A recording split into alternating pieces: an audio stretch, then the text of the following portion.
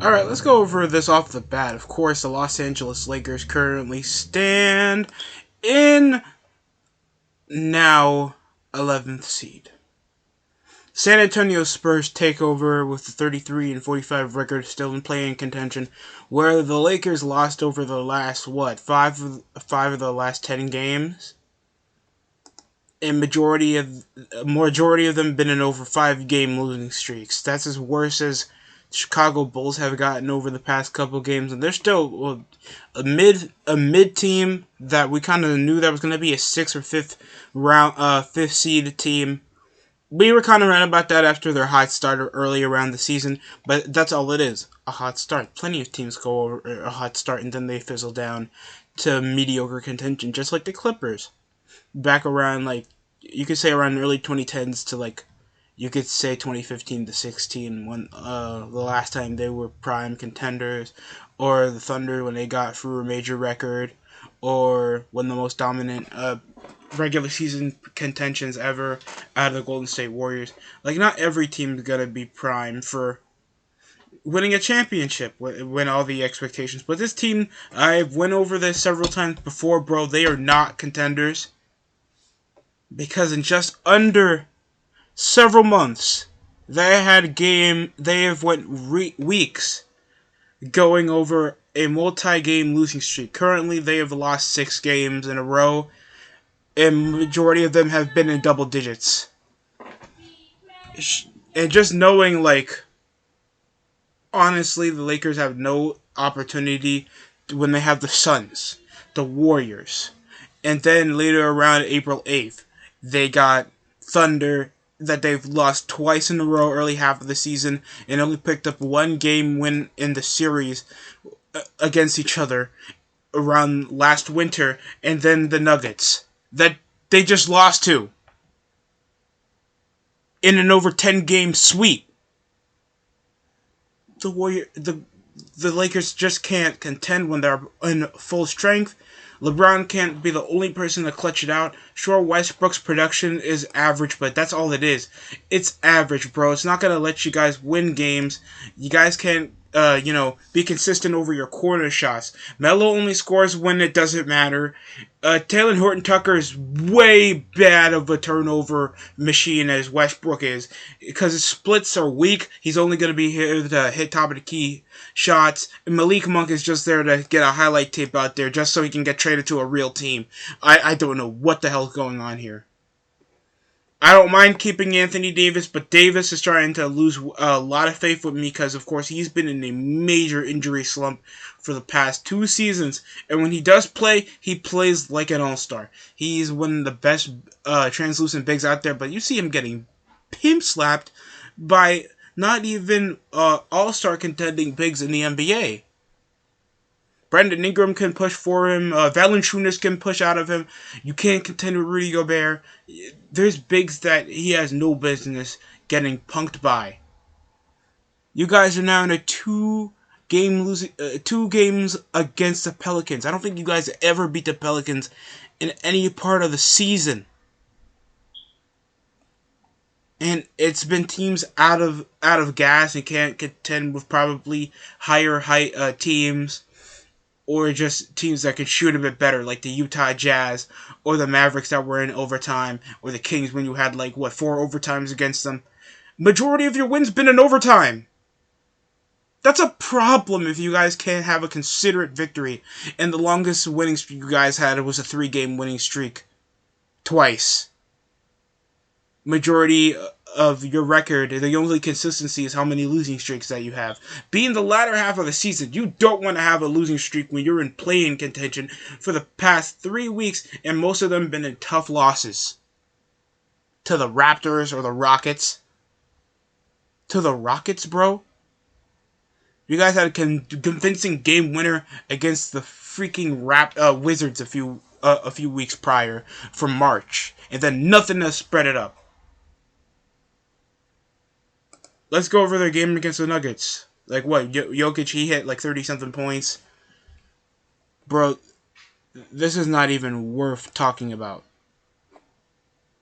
Because there should be no excuse how they couldn't contend in a more convincing game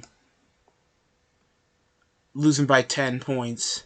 Aaron Gordon dropped 24. Will Barton dropped 25. This is with an injury-riddled team. There's been a bunch of teams that's been injury-riddled for majority of the year, and yet they still play in a high volume, consistent, and they can still score because there's depth.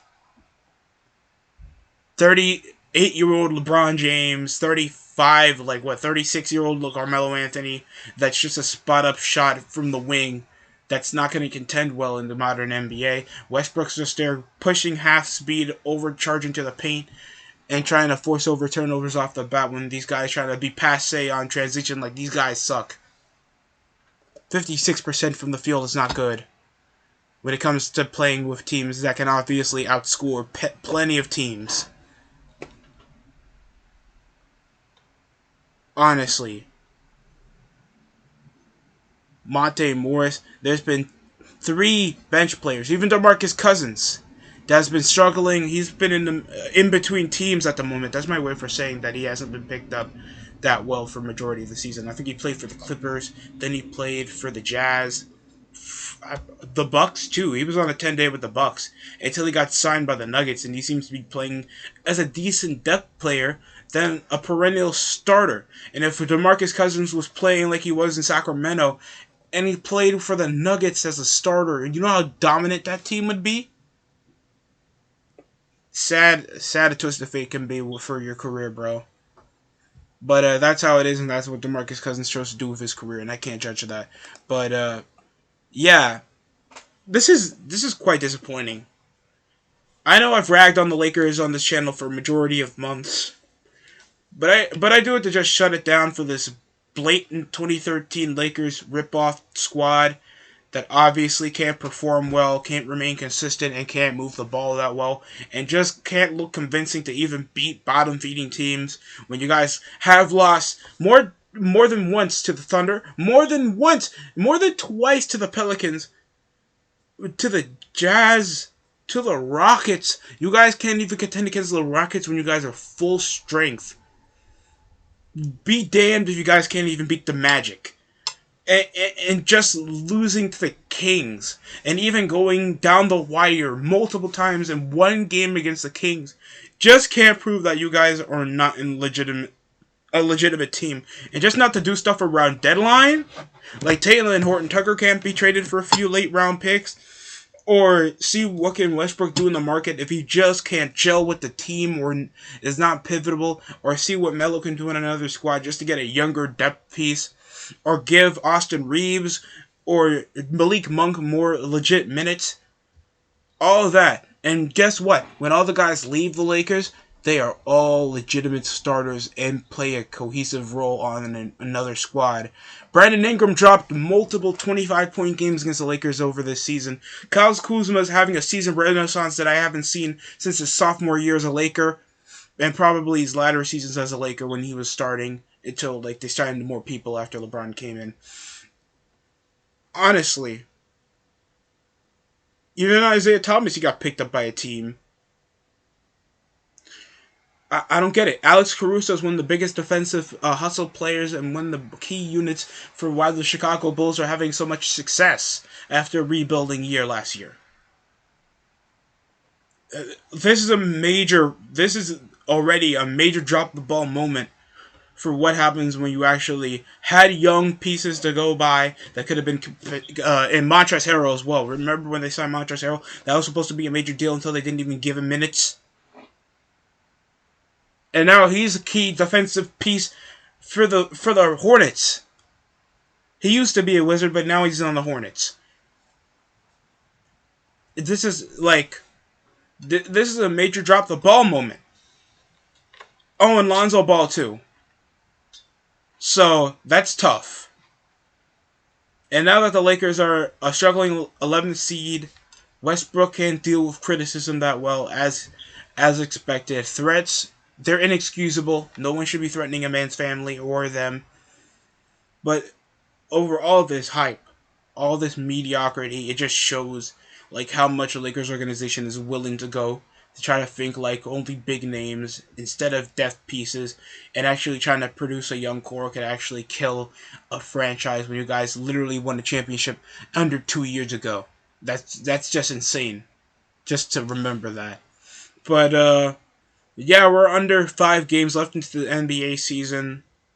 I know this was a bit of a mini rant, but this was a well needed one because I just heard so much about this garbage Lakers team. I'm sure for Lakers fans, as they're upset and very disappointed that the season didn't go the way they wanted. Some would have saw this coming, like me, because you can't build a whole team of a bunch of old dudes that obviously can't even win on primetime television, and just basically suck. Like, I can go over the Knicks teams how they suck, but at least they know, like, they have growing pains, and if it works, they'll try to make it work. Like, they have at least young guys that you know. Also, Julius Randle's there, so you know how Julius Randle's going. He's at least one of the highest scoring players in the league. Has produced his game to a higher level. Has shown to be a consistent and abiding scorer on the team, but he's not a leader.